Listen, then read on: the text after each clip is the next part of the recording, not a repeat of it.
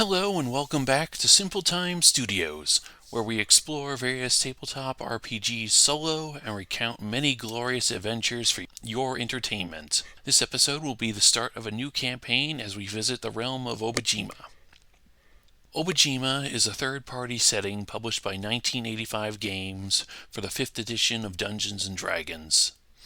It was successfully kickstarted in 2023, originally scheduled for a summer 2024 release, and will only become fully available for physical retail in the summer of 2025 due to delays in production and shipping. There is, of course, some drama about that, which we will be skipping over, as the drama sounds like a combination of backers with inflated expectations and creators that fumbled on the business and logistics side of their company. The latter has been acknowledged and apologized for in the announcement video for their second Obojima Kickstarter. While signed, sealed, delivered, the folks at 1985 Games clearly are not. I see no point in beating a dead horse unless the company shows they haven't learned their lesson the second time around. Regardless, Obojima Tales from the Tall Grass is out, and 1985 Games should release a second setting book revolving around Yatamon, the setting's largest city, sometime in October 2026. And as the naming convention suggests, we are leaving the generic Western European fantasy worlds of many Dungeons & Dragons campaigns behind for a Japanese-inspired setting. Specifically, one inspired by the Legends of Zelda video games and the work of Studio Ghibli. And this setting definitely wears those influences on its sleeve, but people unfamiliar with the creator's influences will still find a delightful and cozy fantasy setting to enjoy. It's hard to describe Obojima in a single episode since it's an island roughly the size of Alaska with 7 distinct geographic regions, dozens of isolated towns and cities scattered between them, and roughly a dozen factions. There are 4 different schools of swordsmanship, a diving guild, several witches' covens, think more Kiki's delivery service and less Wicked Witch of the West, and you get the idea, an order of knightly couriers, a guild of archaeologists, historians, and academics, simply known as AHA, and a youth scouting group. There are relics and ruins from the First Age, a mysterious previous age that managed to achieve a level of technology, architecture, and fashion that looks and feels like a fusion of 1980s American and Japanese pop culture. And there is an elaborate potion brewing system that most characters can participate in to craft absolutely fantastical elixirs that go above and beyond simple healing potions. Though you can and certainly should pick up a few of those, especially if you're going on a solo quest like this. Our hero for this adventure will be a newly minted member of the Courier Brigade. The Courier Brigade is the aforementioned Courier Knights of the island, and our hero will be charged with completing a long mail route that will take them through one of the 7 regions of Obojima. So unless the dice intervene, and they will, our hero will start in the city of Yatamon, in the southernmost part of the Gift of Shiratashi, I hope I said that right, region. He will receive his quest and leave the city. Traveling from town to town along the way, he will navigate the dense forests and rolling farmlands of the Gift, then head back to Yatamon. So there you have it. A rough outline that will invariably change depending on my mood, the story's mood, and of course the mood of the dice oracles that I'm using to simulate a game master. Next, the boring crunchy bits. Rather than using the latest version of 5th edition Dungeons & Dragons as the setting was originally written for, we are going to use Tales of the Valiant written by Kobold Press. Last year's joke about one campaign being a tale about a valiant postman hopefully now makes more sense. Why are we doing this? 2 reasons. The first is because one of the goals of this channel is to promote games other than D&D and Pathfinder. The second, those of you in the tabletop RPG community already know this story, but I know I have at least one person who doesn't interact with this community outside of listening to me tell glorified bedtime stories, so... In 2023, the current owners of D&D, Wizards of the Coast, and their parent company, Hasbro, yes, that Hasbro, did a number of scummy things throughout the year that ranged from the sleazy, like firing entire departments right before Christmas, to the absolutely vile, like trying to revoke an open license agreement that much of the hobby had become built on, or sending the Pinkertons to a guy's house because he received some Magic the Gathering cards a month before they were supposed to be released. Yes, that was a thing that actually happened. And yes, the Pinkertons are still very much an active company. The drama surrounding the open license agreement in particular included a legally questionable attempt to retroactively claim copyright over everything over the roughly 20-year period the license had been in effect, including things that weren't connected to Dungeons & Dragons outside of using the same legalese as the WotC open game license. Confused at how that was even legal? Don't worry, so was everyone in the hobby. WotC eventually backed down once they realized they were getting into not only a fight with almost every game company that had a legal department, but, if rumors are to be believed, both Microsoft and the people behind the Linux OS as well.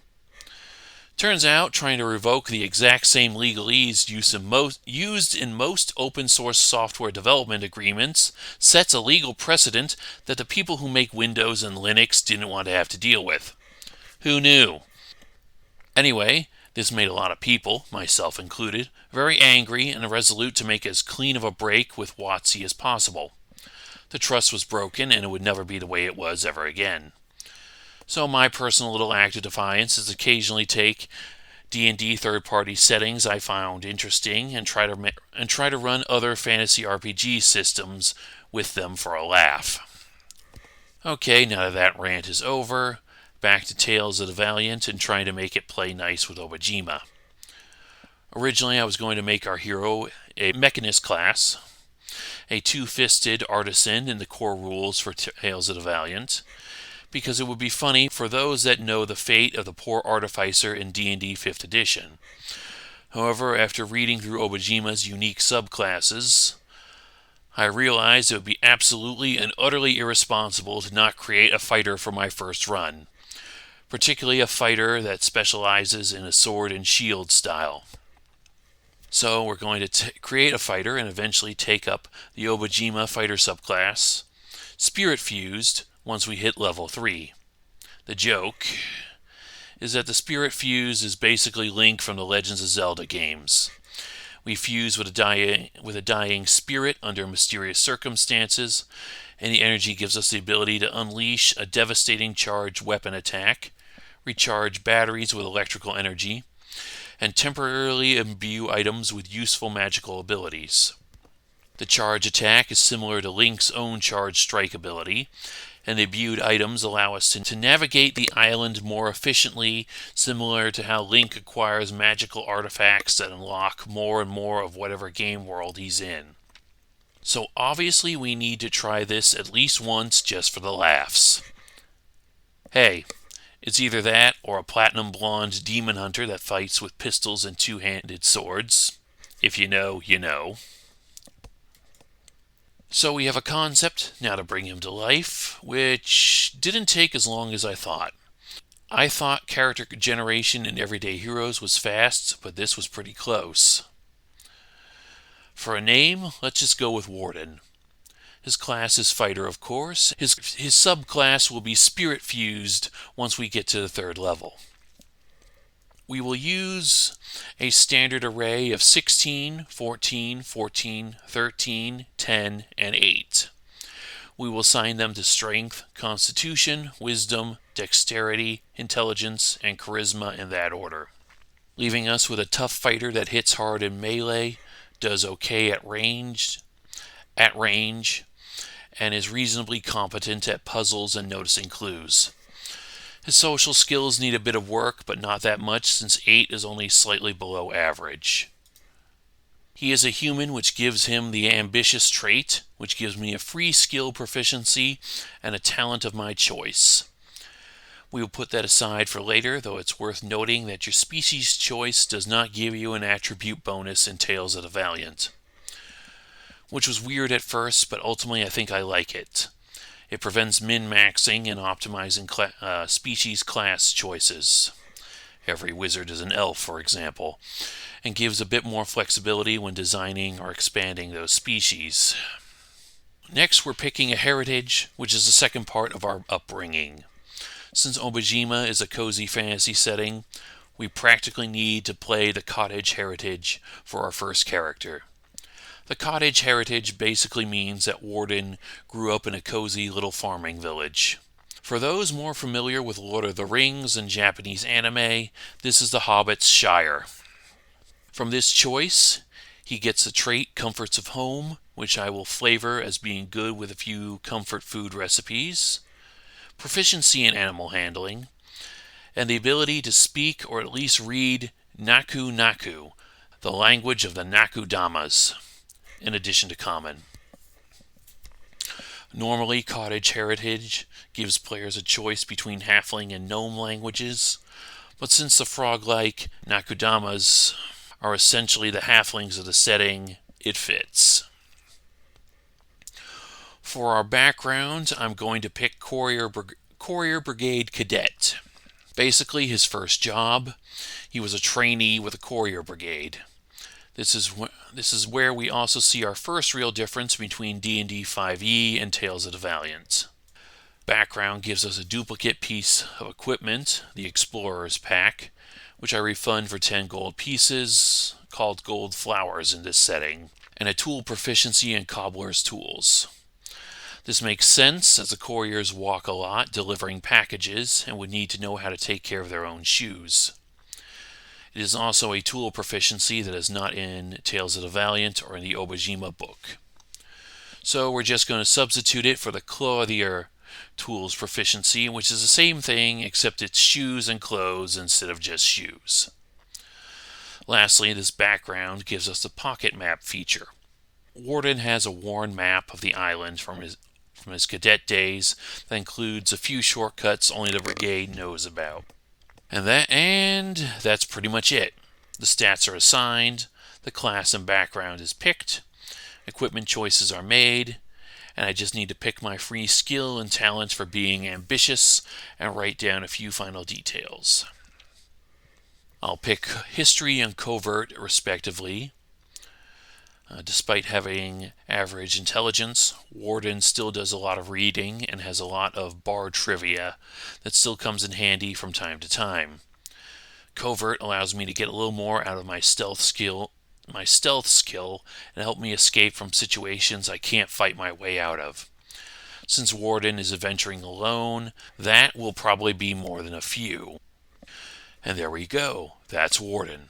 He's a tough but not particularly confident country boy sent to the big city of Yataman to serve in the Courier Brigade.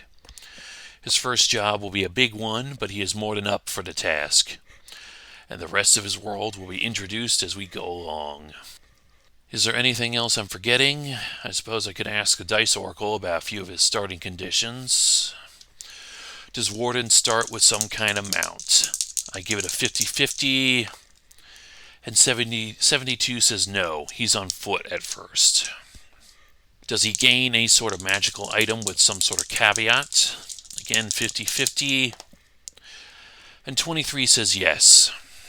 So I'll give him my favorite magic item, a bag of holding, but it has a special rule in that it can only be used for mail. But then he is carrying a lot of mail. And there you have it. End of session.